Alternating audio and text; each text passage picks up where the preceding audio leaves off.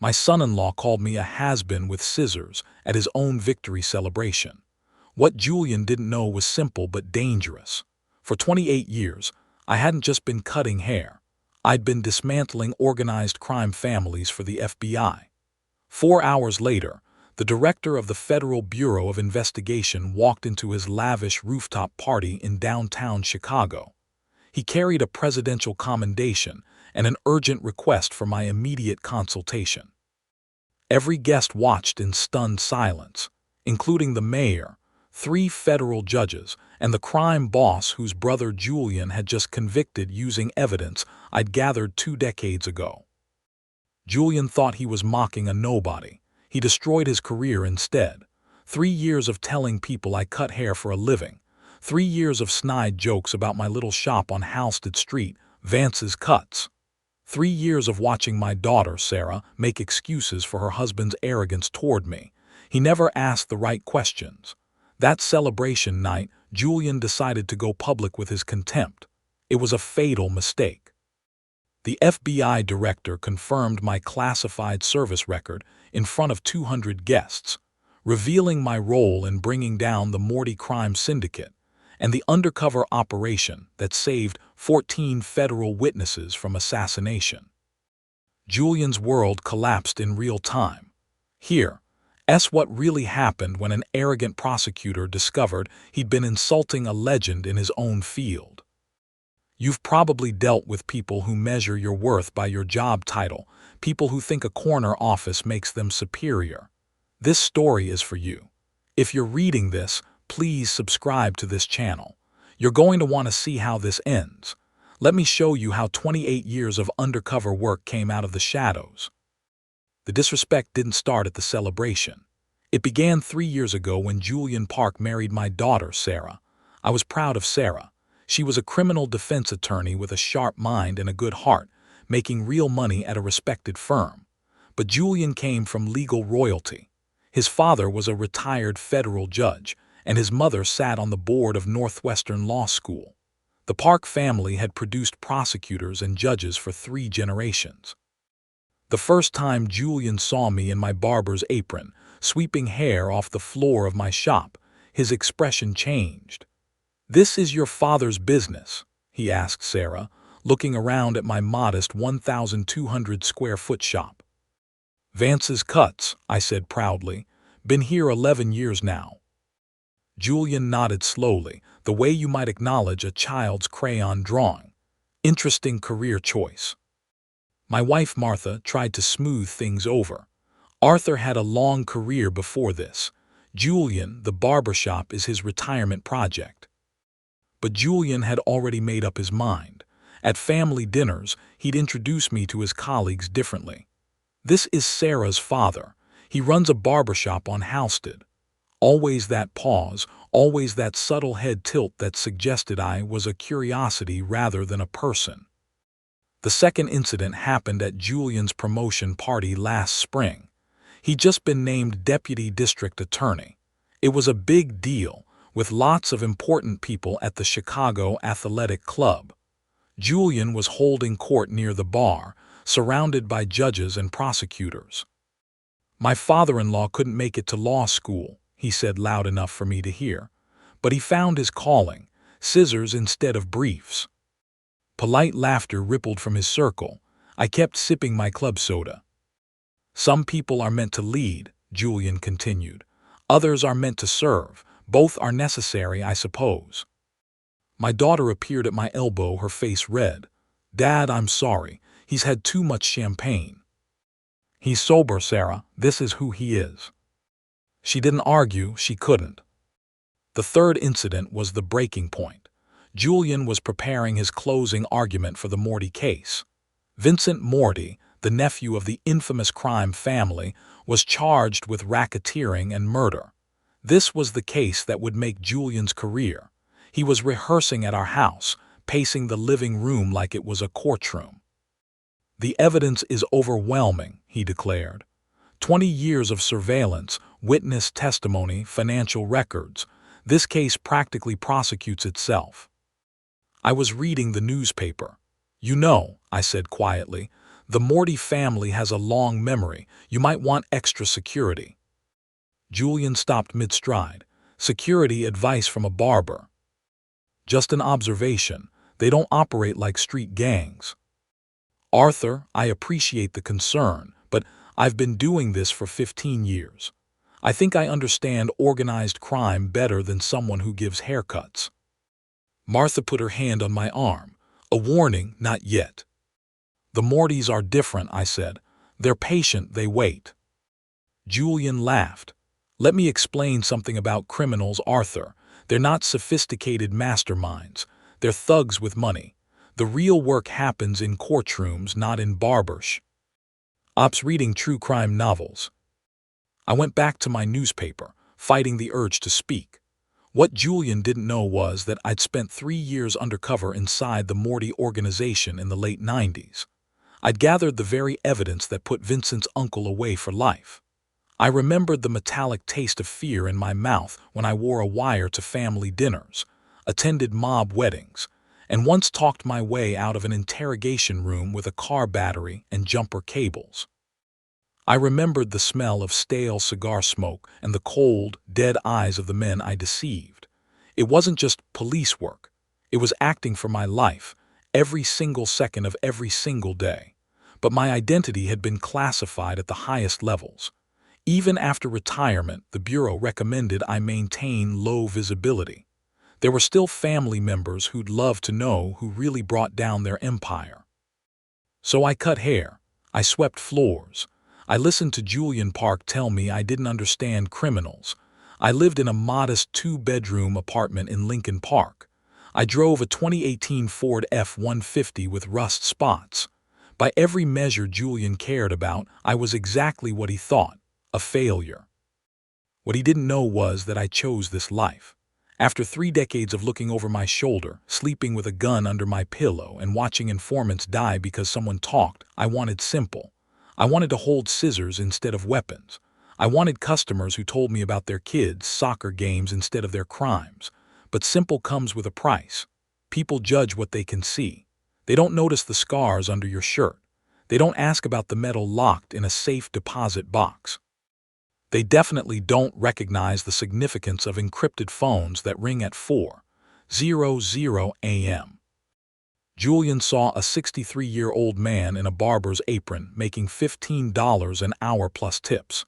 He had no idea he was looking at someone who'd received the FBI Medal of Valor and prevented the assassination of a Supreme Court justice in 2003. But that was about to change because on the night of his big victory celebration, my classified past and Julian's public arrogance were about to collide.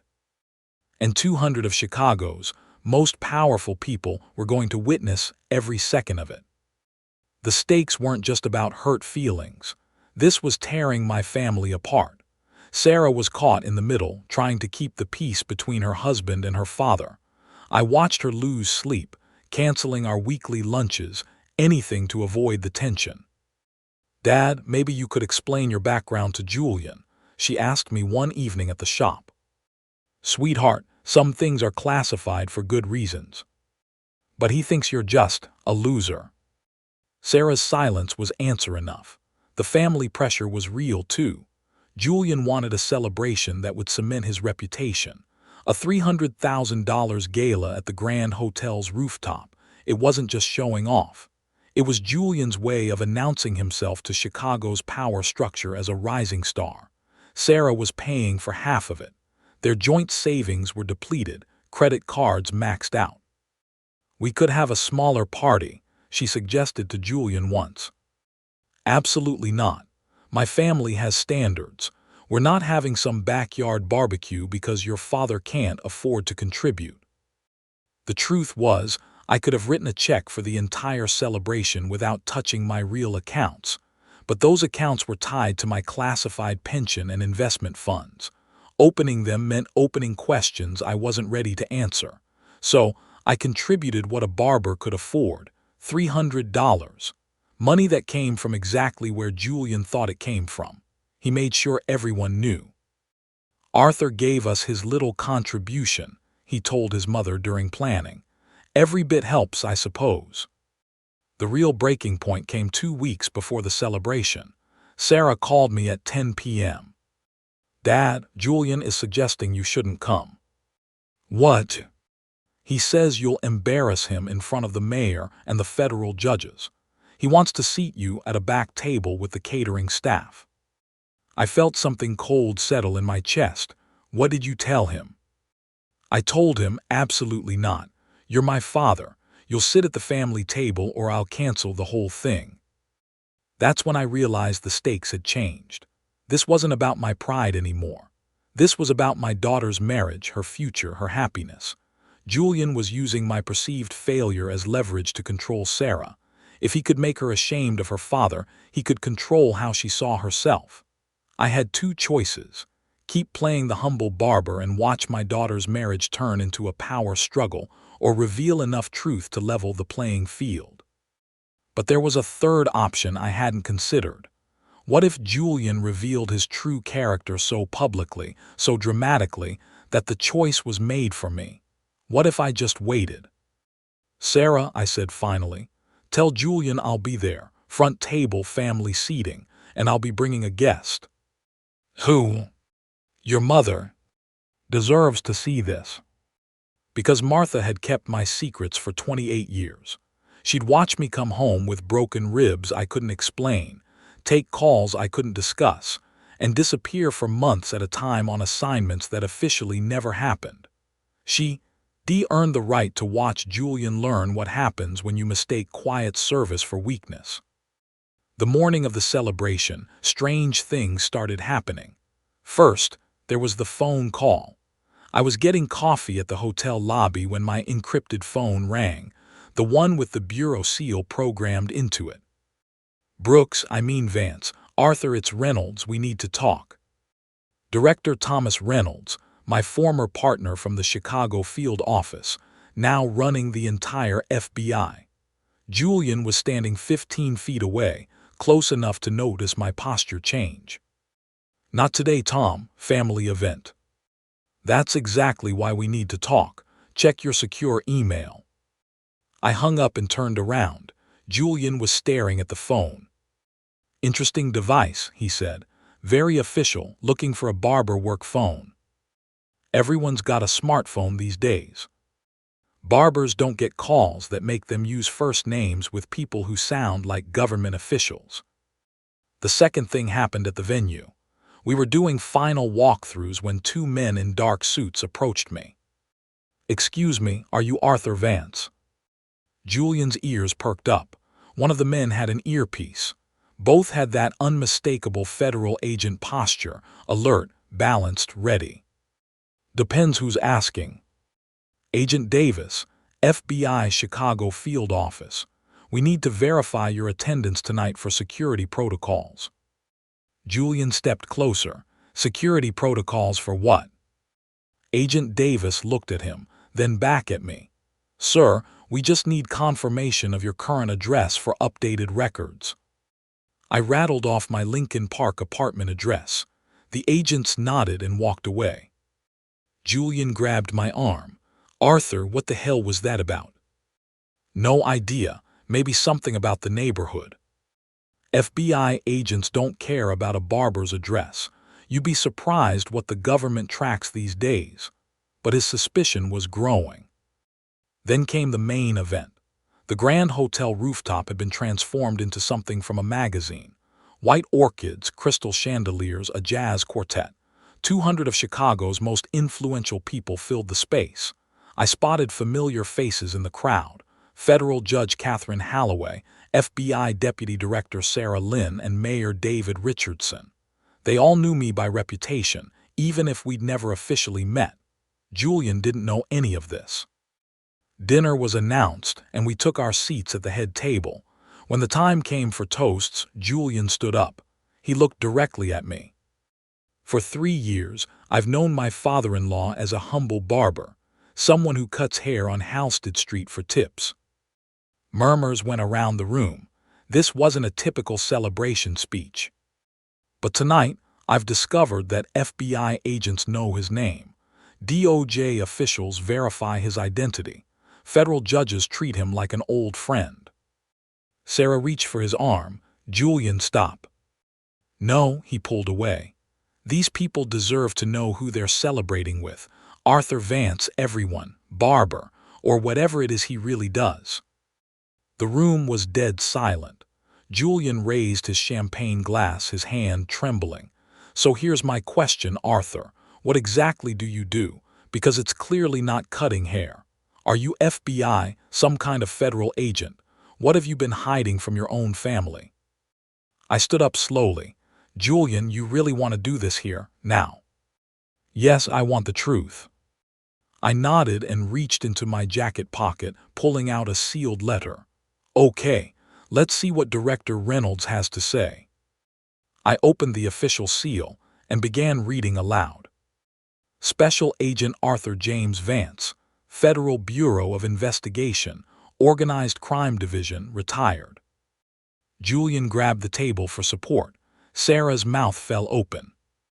By order of the Director of the Federal Bureau of Investigation, you are hereby requested for immediate consultation regarding the Morty family surveillance protocols. The Bureau acknowledges your 28 years of distinguished service, including your undercover infiltration of the Morty crime syndicate from 1996 to 1999, prevention of 4 assassination attempts on federal officials, and your receipt of the FBI Medal of Valor. The room erupted in whispers. I continued. Your evidence gathering during Operation Ironclad directly resulted in 47 convictions, including the life sentence of Anthony Morty. I folded the letter and looked at Julian. You asked who I really am, Special Agent Vance, the man who built the case that put Vincent Morty's uncle away for life. The applause started slowly, then built to a thunderous ovation. Judge Holloway stood up. Ladies and gentlemen, we're in the presence of a legend. I pulled out my encrypted phone and dialed a number, putting it on speaker. Vance, it's Tom, I'm on speaker. Go ahead, Director. Director Thomas Reynolds' voice filled the silent rooftop. Good evening, everyone. I'm calling to confirm that Special Agent Arthur Vance is indeed one of the most decorated undercover operatives in Bureau history. His work dismantled a $50 million money laundering operation. He endured torture to protect his cover. Frank chose early retirement for safety. He chose to cut hair. I'd say he earned that right. I ended the call. Julian was crying now, his composure shattered. I ruined everything, he whispered. You revealed everything, I corrected. There's a difference. The aftermath was swift. Judge Holloway and 3 others recused themselves from Julian's cases. The DA reassigned him to misdemeanor court. His political ambitions evaporated. But the most important change happened at home. Sarah came to my shop 3 weeks later. I'm leaving him, Dad. I want a divorce. I want to never feel ashamed of my family again. Then that's what you'll do. 6 months later, Sarah introduced me to David, a high school history teacher who drove a 10-year-old sedan. Mr. Vance, David said nervously, Sarah told me you're a hero. I handed him a comb. Call me Arthur, and don't believe everything she says. As they left, Martha came in from the back. Any regrets? I looked around my shop. None. Marcus revealed who he was. Sarah learned what matters. That's worth any price. I've earned exactly this. A barbershop on Halsted, a wife who knows everything, and a daughter who finally understands that character isn't about